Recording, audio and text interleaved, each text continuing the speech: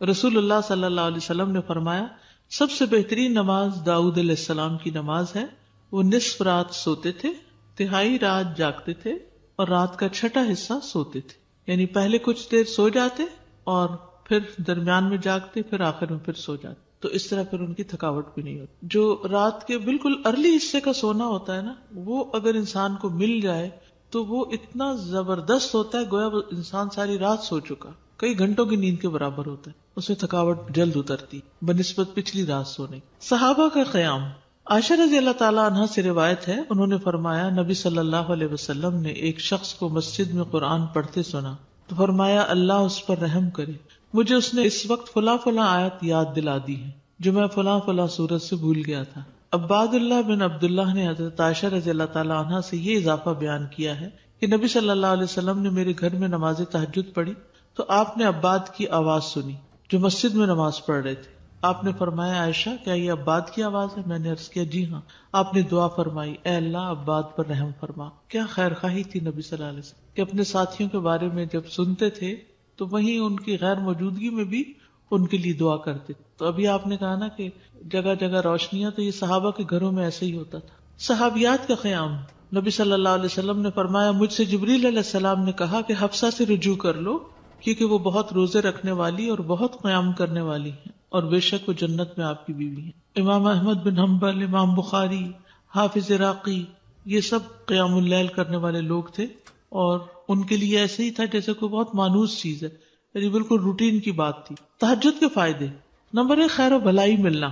جابر رضی اللہ عنہ سے روایت ہے، کہتے ہیں کہ رسول اللہ صلی اللہ علیہ وسلم نے فرمایا کوئی مرد اور عورت ایسی نہیں کہ رات کو سوئے مگر اس کے سر پہ گریں لگا دی جاتی ہے. بس اگر اس نے جاگتے وقت اللہ کا ذکر کیا تو گرہ کھل جاتی ہے، اگر کھڑا ہوا اور وضو کیا اور نماز پڑھی تو سب گریں کھل جاتی ہیں اور وہ خوش دل ہلکا پھلکا ہو کر بھلائی کو پہنچنے والا ہوتا. یعنی جو لوگ صبح اٹھ کر یعنی صبح اٹھتے ہی پہلے ذکر کرتے ہیں، اللہ کا دعا کرتے ہیں، اگر تہجد کے وقت اٹھے ہیں تو کون سی آیات پڑھتے ہیں؟ آل عمران کی آخری آیات ان فی خلق السماوات والارض، اور پھر وضو کرتے ہیں، نماز پڑھتے ہیں تو ان کی ساری گریں کھل جاتی، بالکل فریش ہو کر ریلیکس ہو کر دن کا آغاز کرتے ہیں. اور اگر نماز مس ہو جائے تو بوجھ تلے آ جاتے. اسی طرح نفس میں چستی آتی ہے ورنہ سستی اور خباثت نفس کے اندر آتی ہے. لا علاج مرض سے شفا ملنا. امام ابن قیم کہتے ہیں قیام اللیل حفظان صحت کے اسباب میں سب سے زیادہ نفع مند ہے، یعنی صحت کی حفاظت کے لیے سب سے اچھی چیز ہے اور بہت سے لا علاج امراض کو روکنے والے امور میں سے سب سے زیادہ روکنے والا ہے اور جسم، روح اور دل کو بہت چاق و چوبند رکھنے والا ہے. یعنی لا علاج مرضوں کا علاج ہے قیام اللیل. دل کا علاج. یحییٰ ابن معاذ کہتے ہیں دل کا علاج 5 چیزوں میں ہے. نمبر 1 تدبر کے ساتھ قرآن پڑھنا. نمبر 2 پیٹ کو خالی رکھنا، یعنی بہت زیادہ نہ کھانا. نمبر 3 قیام اللیل. نمبر 4 سحری کے وقت اللہ کے سامنے عاجزی اور انکساری کرنا. نمبر 5 نیک لوگوں کی مجلس میں بیٹھنا. دل کو خوشی ملنا. عطا خراسانی کہتے ہیں جب آدمی رات کو تہجد کے لیے اٹھتا ہے تو خوشی کے ساتھ صبح کرتا ہے اور اس قیام کی وجہ سے اپنے دل میں مسرت محسوس کرتا ہے، اور اگر اس پر نیند غالب آ جائے اور وہ اپنے ورد سے سویا رہ جائے تو غم کی حالت میں صبح کرتا ہے کہ آج میرے تہجد میں سو گئے، اور اس کا دل ٹوٹا ہوا ہوتا ہے گویا کہ اس کا کچھ کھو گیا ہو، کیونکہ اس نے اپنے نفع بند کاموں میں سب سے زیادہ مفید کام کو کھو دیا، یعنی قیام اللیل کو. رزق ملنا. ابن قیم کہتے ہیں 4 چیزیں رزق کو کھینچ لاتی ہیں. نمبر 1 قیام اللیل. نمبر 2 سحری کے وقت استغفار کی کثرت. نمبر 3 صدقے کا خیال کرتے رہنا. نمبر 4 دن کے شروع اور آخر میں اس کا ذکر کرنا، یعنی صبح شام کی دعائیں ہیں یا اذکار ہیں. چہرے پر نور آنا. حسن بصری سے پوچھا گیا رات کو تہجد پڑھنے والے سب لوگوں سے زیادہ حسین چہرے والے کیوں ہوتے ہیں؟ انہوں نے کہا اس لیے کہ وہ تنہائی میں رحمان کے ساتھ گفتگو کرتے ہیں اور اللہ انہیں اپنا نور پہنا دیتا ہے. لوگوں کی محبت ملنا.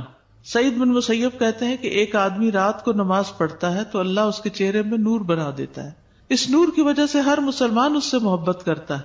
جب اس کو ایسا شخص دیکھتا ہے جس نے اسے پہلے نہیں دیکھا ہوتا تو وہ کہتا ہے بے شک مجھے اس آدمی سے محبت ہے، یعنی دیکھتے ہی اس کے دل میں اس کی محبت آتی ہے. کوئی ایک فائدہ بتائیے مجھے، کیا فائدہ تہجد پڑھنے کا؟ خوشی ملنا. دل کا علاج. لا علاج مرضوں سے حفاظت. رزق ملنا. یس. نفس میں چستی آنا. لوگوں کی محبت ملنا. چڑچڑا پن دور ہوتا ہے، برداشت پیدا ہوتی ہے. تو جس میں برداشت پیدا ہو جائے تو پھر بہت سے اس کے دوست بن جاتے ہیں. اب دیکھیے کہ پچھلی پہر رات کو اٹھ کے صاف ستھرا ہو کے, نبی صلی اللہ علیہ وسلم کا طریقہ کیا تھا کہ آنکھ کھلتے مسواک کرتے تھے, مسواک کیا, صاف ستھرے ہوئے, پاک ہوئے, اور پھر آپ طویل قیام کرتے. اب کیا کہتے ہیں, کھڑے ہو کے آفس میں کام کریں, اسٹینڈنگ آفیسز بن رہے ہیں, یعنی قیام کی حالت میں کمپیوٹر استعمال کرے. تو یہ قیام اگر کسی نے صبح صبح ہی کر لیا ہو, اور پھر نبی صلی اللہ علیہ وسلم کے قیام جتنا ہی ان کا رکوع بھی ہوتا تھا, اتنی دیر آپ جھکے ہوئے, اتنی دیر آپ کا سر سجدے میں پڑا ہوا, صحت ہی صحت ہے, ایکسرسائز ہی ایکسرسائز ہے. فجر سے تھوڑی دیر پہلے اٹھ کے قیام کرنا, میں نے کسی لیکچر میں یہ سنا تھا کہ مطلب ٹھیک ہے آپ یہ تو کرتے ہیں, لیکن یہ بیسیکلی وہ قیام اللیل نہیں ہے, یہ کچھ اور ہی چیز ہے. نہیں, ایسا کچھ نہیں. دیکھیے یہ اور کیا ہے, مطلب ان کا کہنے کا مطلب یہ تھا کہ ہم جیسے یہ سست لوگوں کے لیے ہے کہ اچھا چلو فجر سے ذرا سا پہلے اٹھ کے کر لیا, ورنہ بیسیکلی رات کی ڈیپ میں اٹھیں اور اس وقت کریں. وہ تو بالکل ٹھیک ہے. جیسے بہترین قیام جو ہے وہ داؤد علیہ السلام کا ہے, جو اٹھتے تھے پھر پڑھتے تھے پھر لیٹ جاتے تھے, آدھی رات کے بعد اٹھتے تھے, پھر ایک تہائی کے بعد پھر وہ چھٹا حصہ جو تھا پھر دوبارہ سو جاتے تھے. لیکن یہ کہ عشاء کے ساتھ بھی ایکسٹرا نوافل سے بھی چاہے نہ بھی سوئے ہوں وہ بھی قیام ہوتا ہے. یعنی رات کے نوافل چاہے اول حصے میں پڑھ لیں, چاہے درمیان میں, چاہے آخر میں. ہاں یہ ایکسٹرا بات ہے کہ جس کام میں جو جتنی مشقت کرتا ہے اس کا اجر اتنا ہی زیادہ بڑھ جاتا ہے. آخری وقت میں اٹھنے والوں کا کم ہے اور پہلے اٹھنے والوں کا زیادہ ہے obviously. لیکن آخری حصہ لاسٹ 1/3 جو ہے اس میں اللہ تعالیٰ آسمانی دنیا پر آتے ہیں, تو وہ اس لحاظ سے زیادہ بہتر. اور سحری کا وقت جو ہے اس کی دعائیں قبول ہوتی ہیں. تو اس لیے اس وقت کو یہ نہیں سمجھنا چاہیے کہ یہ صرف سستی کا وقت ہے, بلکہ بڑے اجر کا وقت بھی ہے. اور پھر یہ جو ہم کہتے ہیں نا کسی کو چلو 10 منٹ پہلے اٹھ کے پڑھ لو, یہ صرف اس لیے کہتے ہیں کہ ایک دو پڑھیں گے مزہ آئے گا, پھر 10 کے وہ پیچھے اور 10 چلے جائیں گے. بگننگ بھی ہے بالکل, اسٹیپ بائی اسٹیپ, تھوڑا تھوڑا. ورنہ ایک دو دن تو جذبات میں آ کے اٹھیں گے تو پھر چوتھے دن پھر سوچ پڑے ہوں گے. تہجد کا وقت عشاء کے بعد سے طلوع فجر تک, عشاء کے بعد سے طلوع فجر تک. نبی صلی اللہ علیہ وسلم نے فرمایا اللہ نے تمہیں مزید ایک نماز عطا کی ہے جو کہ وتر یعنی تہجد ہے, اسے نماز عشاء اور نماز فجر کے درمیانی وقفے میں پڑھ لیا کرو. ٹھیک ہے نا, یہ سلسلہ صحیحہ کی حدیث ہے. کب سے کب تک ہے تہجد کا وقت؟ عشاء کے بعد سے فجر تک. اٹھنے کا بہترین وقت مسند احمد کی روایت ہے, ابو مسلم سے روایت ہے کہ میں نے ابو ذر رضی اللہ عنہ سے پوچھا رات کے کس حصے میں قیام کرنا سب سے افضل ہے؟ ابو ذر رضی اللہ عنہ نے کہا میں نے بھی رسول اللہ صلی اللہ علیہ وسلم سے اسی طرح سوال کیا تھا جس طرح تم نے مجھ سے کیا. آپ نے فرمایا رات کے پچھلے پہر, یا رات کے پچھلے پہر یا نصف رات میں, لیکن ایسا کرنے والے بہت تھوڑے ہیں. یعنی مشکل ہے نا آدھی رات کو اٹھنا. آپ مثلا سوئے ہیں 10 بجے اور 12 بجے پھر اٹھ جائے تو مشکل ہوگا. رات کے آخری حصے میں قیام کرنا. جابر رضی اللہ عنہ سے روایت ہے, انہوں نے کہا میں نے نبی صلی اللہ علیہ وسلم کو فرماتے ہوئے سنا تم میں سے جسے یہ خدشہ ہو کہ وہ رات کے آخر میں نہیں اٹھ سکے گا تو وہ وتر پڑھ لے پھر سو جائے, اور جسے رات کے قیام کا یقین ہو وہ رات کے آخر میں وتر پڑھے, کیونکہ رات کے آخری حصے میں قرات کے وقت حاضری دی جاتی ہے اور یہ بہتر ہے. ٹھیک ہے, تو رات کا آخری حصہ بھی اچھا ہے. آخری پہر دعاؤں کی قبولیت کا وقت بھی ہے. عمرو بن عبسہ سے مرفوعاً روایت ہے کہ رات کی نماز 2 رکعت ہے اور رات کے آخری حصے میں دعا سب سے زیادہ قبول ہوتی ہے. رات کے آخری حصے میں دعا سب سے زیادہ قبول ہوتی ہے. نبی صلی اللہ علیہ وسلم کے اٹھنے کا وقت. مسروق سے روایت انہوں نے کہا میں نے عائشہ رضی اللہ عنہا سے پوچھا کہ نبی صلی اللہ علیہ وسلم کو سب سے زیادہ کون سا عمل پسند تھا؟ انہوں نے فرمایا وہ عمل جو ہمیشہ ہوتا رہے. میں نے کہا آپ رات کو کب اٹھتے تھے؟ انہوں نے فرمایا جب مرغ کی آواز سنتے تو اٹھ جاتے. اب دیکھیے اس کو گھڑیاں نہیں تھی, لیکن اللہ نے نیچرلی یعنی کہ ایک وقت تہجد کا جو تھا اس میں مرغ اذان دیتا ہے تو وہ بھی ایک الارم کی طرح ہے. آپ کو پتہ ہے کراچی کا تو کچھ نہ پوچھیں, اس لیے کہ فرسٹ ٹائم کراچی میں میرے ساتھ یہ ایکسپیرینس ہوا کہ رات کے وقت کبے بول رہے ہیں, رات کے وقت کبے بول رہے تھے. یہ فرسٹ ٹائم میں نے دیکھا تو میں نے کہا یہ کیا ہوا ہے, یہ نہیں, میں پریشان ہو گئی جب شروع میں گئی وہاں, یہ کیا ہو رہا ہے. پھر مجھے سمجھ میں آیا کہ یہاں کراچی میں تو ساری رات ٹریفک چل رہی ہوتی ہے اور لوگ جاگ رہے ہوتے ہیں, کہ کراچی میں لوگ رات کو زیادہ جاگتے ہیں. تو وہ پھر کبھی بھی جاگنے لگ گئے. کھانا ملتا ہے، بالکل کھانا بھی ملتا ہے. آپ دیکھیں ریسٹورینٹس کے باہر وہ پرندے اڑ کے رات کے وقت آ کے بیٹھ کے جاتے ہیں، کیونکہ دن کو وہ سب بند پڑا ہوتا ہے بےچارے، ان کا رزق بھی رات کو کھلتا ہے. ان کا یعنی کہ وہ سارا سسٹم ڈسٹرب ہو چکا ہے، جیسے انسان ڈسٹرب ہو گئے تو پرندے بھی ڈسٹرب ہو گئے. حضرت عائشہ سے روایت فرماتی ہیں آپ صلی اللہ علیہ وسلم شروع رات میں سوتے اور آخر رات میں بیدار ہو کر تہجد کی نماز پڑھتے.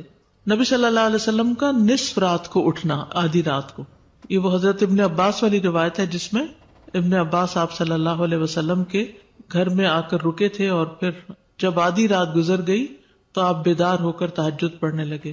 نبی صلی اللہ علیہ وسلم کا سحری سے قبل نماز سے فارغ ہونا. حضرت عائشہ کہتی ہیں کہ جب سحری کا وقت ہوتا تو میں نبی صلی اللہ علیہ وسلم کو اپنے پاس سویا ہوا ہی پاتی، یعنی آپ تہجد پڑھ کے دوبارہ سو جاتے تھے. حضرت عائشہ سے روایت بیان کرتی ہیں کہ بلا شبہ اللہ عز و جل رسول اللہ صلی اللہ علیہ وسلم کو رات میں جگا دیتے، چنانچہ صبح نہ ہو پاتی کہ آپ اپنے معمول کی عبادت سے فارغ ہو چکے ہوتے تھے. تہجد کے لیے بیدار ہونے کی سنتیں. آنکھ کھلنے پر دعا پڑھنا. نبی صلی اللہ علیہ وسلم نے فرمایا جو شخص رات کو بیدار ہو کر یہ دعا پڑھے لا الہ الا اللہ وحدہ لا شریک لہ لہ الملک ولہ الحمد وہو علی کل شیء قدیر الحمد للہ وسبحان اللہ ولا الہ الا اللہ واللہ اکبر ولا حول ولا قوة الا باللہ ثم قال اللہم اغفر لی او دعا استجیب لہ فإن تودع وصلى قبلت صلاته. نبی صلی اللہ علیہ وسلم نے فرمایا جو شخص رات کو بیدار ہو کر یہ دعا پڑھے لا الہ الا اللہ آخر تک اور پھر کہے اللہم اغفر لی، اے اللہ میری مغفرت فرما، یا کوئی اور دعا کرے جو اس کی دعا ہے تو اس کی دعا قبول ہوتی ہے. پھر اگر اس نے وضو کیا اور نماز پڑھی تو نماز بھی قبول ہوتی ہے. ٹھیک ہے. آل عمران کی آخری 10 آیات پڑھنا. ابن عباس نے ابو المتوکل کو بتایا کہ انہوں نے ایک رات نبی صلی اللہ علیہ وسلم کے ہاں گزاری تو اللہ کے نبی رات کے آخری حصے میں اٹھے، باہر نکلے اور آسمان پر نظر ڈالی، پھر سورۃ آل عمران کی آیت پڑھی ان فی خلق السماوات والارض. 3 بار وقفے سے اٹھنا. ابن عباس کہتے ہیں وہ ایک رات رسول اللہ صلی اللہ علیہ وسلم کے ہاں سوئے تو رات کو آپ جاگے، مسواک کی اور وضو فرمایا. آپ اس وقت یہ آیات پڑھ رہے تھے ان فی خلق السماوات والارض. یہ آیات تلاوت فرمائی حتیٰ کہ سورت ختم کی، پھر آپ کھڑے ہوئے اور 2 رکعتیں پڑھی، ان میں بہت طویل قیام، رکوع اور سجدے کیے، پھر واپس پلٹے اور سو گئے یہاں تک کہ آپ کی سانس کی آواز سنائی دینے لگی. پھر آپ نے اس طرح 3 دفعہ کیا، 6 رکعتیں پڑھی. ہر دفعہ آپ مسواک کرتے، وضو فرماتے اور ان آیات کی تلاوت فرماتے. پھر آپ نے 3 وتر پڑھے، پھر مؤذن نے اذان دی تو آپ نماز کے لیے باہر تشریف لے گئے. یعنی بار بار وضو کیا، بار بار مسواک کیا اور بار بار ان فی خلق پڑھا اور عبادت کی. بیدار ہوتے ہی مسواک کرنا. ابن عمر سے مرفوعاً مروی ہے کہ آپ صلی اللہ علیہ وسلم جب سوتے تو مسواک آپ کے پاس ہوتی، جب بیدار ہوتے تو مسواک سے ابتدا کرتے. اسی طرح جب آپ تہجد کے لیے کھڑے ہوتے تو اپنا منہ مسواک سے اچھی طرح صاف کرتے. 2 رکعتیں پڑھ کر سلام پھیرتے اور مسواک کرتے. سبحان اللہ، کس کثرت کے ساتھ منہ صاف کرتے. صحابہ کو بھی حکم دیا جاتا کہ رات کو اٹھے تو مسواک کرے. پھر درمیانہ وضو کرنا. ابن عباس سے روایت ہے انہوں نے کہا میں نے ایک رات اپنی خالہ میمونہ کے ہاں گزاری. نبی صلی اللہ علیہ وسلم رات کو اٹھے اور اپنی ضرورت کی جگہ آئے، پھر اپنا چہرہ اور دونوں ہاتھ دھوئے، پھر سو گئے اور پھر اٹھے اور مشکیزے کے پاس آئے، اس کا بندھن کھولا، پھر 2 وضو کے درمیان کا وضو کیا، یعنی ہلکا سا وضو، اور پانی زیادہ استعمال نہیں کیا اور اچھی طرح وضو کیا، پھر اٹھے اور نماز شروع کی. کم سے کم اور زیادہ سے زیادہ تعداد کتنی رکعتیں پڑھنی چاہیے؟ ٹھیک ہے.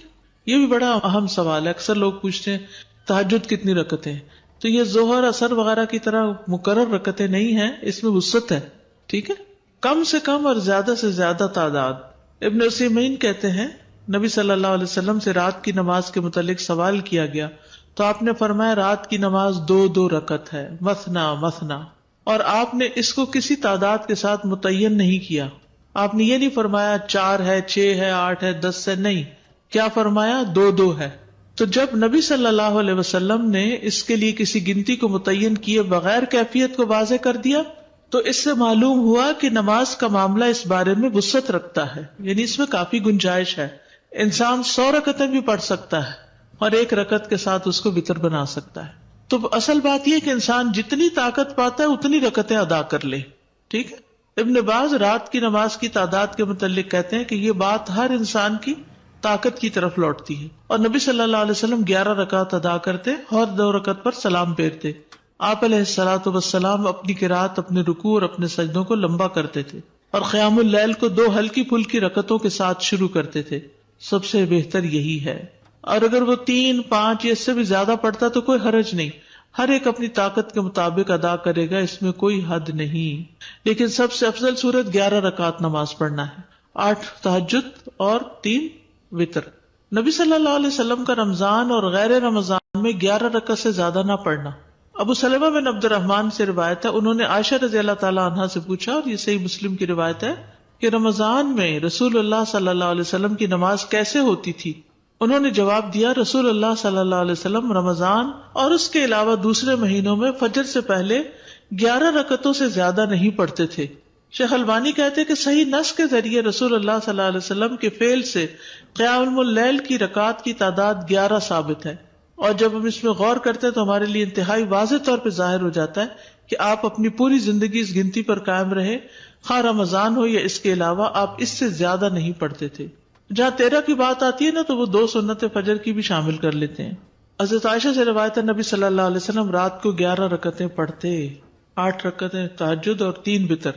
کبھی 9 رکعتیں بھی پڑھی ہیں آپ نے، ٹھیک ہے، کبھی 7 رکعتیں بھی ادا کی ہیں آپ نے، اور 7 سے کم نہیں پڑھی، یعنی 6 پڑھ کے 1 وتر کیا ہے، 7 سے کم نہیں پڑھی اور 13 سے زیادہ نہیں پڑھی. رکعت کی ادائیگی کا طریقہ کیا ہے؟ 2 کر کے پڑھنا. حضرت عبداللہ بن عمر سے روایت، انہوں نے کہا ایک آدمی نے پوچھا کہ اللہ کے رسول رات کی نماز کیسے ادا کی جائے؟ آپ نے فرمایا رات کی نماز 2 رکعتیں ہیں، جب صبح ہونے کا اندیشہ ہو تو 1 وتر پڑھ لو. جب آپ تہجد پڑھتے تو ہر 2 رکعتوں کے بعد سلام پھیرتے اور 2 ہلکی رکعتوں سے آغاز کرتے. زید بن خالد جوہنی سے روایت ہے، انہوں نے کہا میں آج رسول اللہ صلی اللہ علیہ وسلم کی نماز کا مشاہدہ کروں گا، یعنی رات کی نماز کا. میں نے دیکھا کہ آپ نے 2 ہلکی رکعتیں پڑھی، پھر 2 انتہائی لمبی، بہت ہی زیادہ لمبی رکعتیں ادا کی، پھر 2 رکعتیں پڑھی جو ان 2 لمبی رکعتوں سے ہلکی تھی، پھر 2 پڑھی جو پہلے والوں سے کم تھی، پھر 2 پڑھی جو اپنے پہلی والی رکعتوں سے کم تھی، پھر 2 رکعتیں پڑھی جو اپنی پہلی والی رکعتوں سے کم، پھر وتر ادا کیا. یعنی سب سے پہلے 2 ہلکی، پھر 2 خوب لمبی، پھر 2 اس سے کچھ کم، پھر اس سے کم، پھر اس سے کم، پھر اس سے کم، اس طرح. لیکن آپ کی یہ جو رکعتیں تھی بہت خوبصورت اور بہت طویل ہوتی تھی. حضرت عائشہ کہتی ہیں ان کی خوبصورتی اور ان کی طوالت کے بارے میں مت پوچھو. پھر 4 رکعتیں پڑھتے، ان کے حسن، ان کی طوالت کے بارے میں نہ پوچھو. پھر 3 رکعتیں پڑھتے، یعنی 4 کے بعد تھوڑا سا بیچ میں وقفہ. پھر لمبے سجدے کرتے تھے. حضرت عائشہ کہتی ہیں کہ رسول اللہ صلی اللہ علیہ وسلم رات کو 11 رکعت پڑھتے تھے، یہ آپ کی رات کی نماز تھی. اس میں آپ اتنا طویل سجدہ کرتے کہ اپنا سر اٹھانے سے پہلے تم میں سے کوئی 50 آیتیں پڑھ لے. تہجد میں قرات، لمبی قرات کی فضیلت. صحیح مسلم میں ہے، جابر رضی اللہ عنہ سے روایت ہے، انہوں نے کہا کہ رسول اللہ صلی اللہ علیہ وسلم نے فرمایا فضیلت والی نماز وہ ہے جس میں قیام لمبا ہو، یعنی دیر تک کھڑے رہیں. 10 آیات کی تلاوت کا اجر. رسول اللہ صلی اللہ علیہ وسلم نے فرمایا جس شخص نے 10 آیتوں سے قیام کیا وہ غافلوں میں سے نہیں لکھا جاتا. 100 آیات کی تلاوت کا اجر. رسول اللہ صلی اللہ علیہ وسلم نے فرمایا جس نے 100 آیات کے ساتھ قیام کیا وہ فرما برداروں میں سے لکھا جاتا ہے. رسول اللہ صلی اللہ علیہ وسلم نے فرمایا جس نے رات کی نماز میں 100 آیات کی قرات کی اسے غافلین میں نہیں لکھا جاتا اور اسے فرما برداروں میں لکھ لیا جاتا ہے. 1000 آیات کی تلاوت کا بے انتہا اجر. رسول اللہ صلی اللہ علیہ وسلم نے فرمایا جو 1000 آیات سے قیام کرے وہ بے انتہا ثواب جمع کرنے والوں میں لکھا جاتا ہے. مقنطرین کا لفظ آتا ہے. نبی صلی اللہ علیہ وسلم کی قرات. آپ صلی اللہ علیہ وسلم کی تہجد میں قرات مختصر ہونے یا لمبی ہونے کے اعتبار سے مختلف ہوتی تھی. کبھی آپ ہر رکعت میں یا ایھا المزمل کی مقدار کے مطابق قرات کرتے تھے اور یہ 20 آیات والی سورت ہے، ٹھیک ہے. کبھی آپ ہر رکعت میں کیا پڑھتے؟ یا ایھا المزمل 20 آیات والی. کبھی 50 آیات کے برابر قرات کرتے تھے، اور کبھی کبھی سورۃ البقرہ اور آل عمران اور النساء بھی. تو اس سے ہی پتہ چلتا ہے کہ اس میں کوئی لگا بندہ قاعدہ نہیں کہ اتنی ضرور قرات کی جائے، حسب حالت کم یا زیادہ کی جا سکتی ہے، لیکن obviously جتنی کریں گے پھر اس کا اجر اتنا ہی مختلف ہو جائے گا. نبی صلی اللہ علیہ وسلم کا قیام لمبا ہوتا تھا.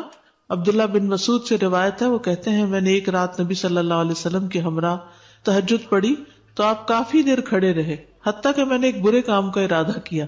ہم نے کہا آپ کا کیا ارادہ تھا؟ انہوں نے فرمایا میں نے یہ ارادہ کیا کہ میں نبی صلی اللہ علیہ وسلم کو قیام میں چھوڑ کر خود بیٹھ جاؤں. تھک گئے ہوں گے. ایک ہی آیت کی مسلسل تکرار. حضرت عائشہ سے مروی ہے، انہوں نے کہا کہ نبی صلی اللہ علیہ وسلم نے ایک رات قرآن کی ایک ہی آیت سے قیام کیا، یعنی ایک آیت بار بار پڑھتے رہے، بار بار پڑھتے رہے. اور وہ کیا آیت تھی؟ ان تعذبہم فانہم عبادک وان تغفر لہم فانک انت العزیز الحکیم.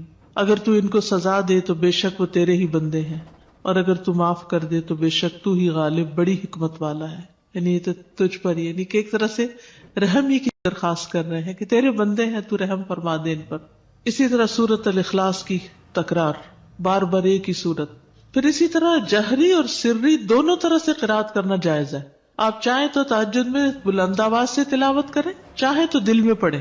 غزیف بن الحارث سے روایت ہے کہ میں نے عائشہ رضی اللہ تعالی عنہا سے کہا کیا آپ نے دیکھا کہ رسول اللہ صلی اللہ علیہ وسلم قرآن اونچی آواز سے پڑھتے تھے یا خاموشی سے؟ فرمایا کبھی اونچی آواز سے پڑھتے، کبھی دھیمی آواز سے. میں نے کہا اللہ اکبر، تمام تعریف اللہ کے لیے جس نے اس معاملے میں وسعت رکھی. اب یہ اختلاف نہیں، کیا ہے؟ وسعت ہے. ابو ہریرہ سے روایت ہے، وہ بیان کرتے ہیں کہ نبی صلی اللہ علیہ وسلم رات کو کبھی بلند آواز سے اور کبھی دھیمی آواز سے قرات کرتے. ابن عباس کہتے ہیں کہ نبی صلی اللہ علیہ وسلم کی قرات اس قدر بلند ہوتی کہ صحن میں بیٹھا آدمی سن سکتا تھا جب آپ گھر میں یعنی کمرے میں ہوتے تھے. حضرت عائشہ سے مروی ہے کہ ایک شخص رات کو اٹھا اور قرات کرنے لگا. اس نے اپنی آواز بلند رکھی. جب صبح ہوئی تو رسول اللہ صلی اللہ علیہ وسلم نے فرمایا اللہ فلاں پہ رحم فرمائے، اس نے رات مجھے کتنی ہی آیتیں یاد دلا دی جو میں بھول چکا تھا. تو بعض اوقات اونچی قرات سے دوسرے لوگوں کو فائدہ ہو جاتا ہے جو آس پاس ہوتے ہیں. درمیانی آواز میں قرات. ایک رات نبی صلی اللہ علیہ وسلم نکلے اور ابو بکر رضی اللہ عنہ کے پاس سے گزرے. وہ نماز پڑھ رہے تھے اور ان کی آواز دھیمی تھی. راوی کہتے ہیں اور آپ عمر بن خطاب کے پاس سے گزرے، وہ بھی نماز پڑھ رہے تھے، ان کی آواز بہت بلند تھی. کہتے ہیں جب وہ دونوں نبی صلی اللہ علیہ وسلم کے پاس اکٹھے ہوئے تو آپ نے فرمایا اے ابو بکر، میں تمہارے پاس سے گزرا، تم نماز پڑھ رہے تھے اور تمہاری آواز دھیمی تھی. انہوں نے کہا اللہ کے رسول، میں نے جس سے مناجات کی اسے سنایا، یعنی جس سے میں بات کر رہا ہوں اس کو تو دھیمی آواز بھی سن جاتی. کہتے ہیں پھر آپ نے عمر سے کہا میں تمہارے پاس سے گزرا اور تم بلند آواز سے نماز پڑھ رہے تھے. انہوں نے کہا اللہ کے رسول، میں سوتے کو جگا رہا تھا اور شیطان کو بگا رہا تھا. بس نبی صلی اللہ علیہ وسلم نے فرمایا اے ابو بکر، اپنی آواز کچھ بلند کیا کرو، اور اے عمر، تم اپنی آواز کچھ دھیمی رکھا کرو. درمیانی چیز. لیکن یاد رکھیے کہ دوسرے کو اذیت نہیں دینی چاہیے. اگر کوئی سو رہا ہے اور وہ چاہتا ہے کہ ہم اونچا نہ پڑھیں تو پھر اونچا نہ پڑھیں.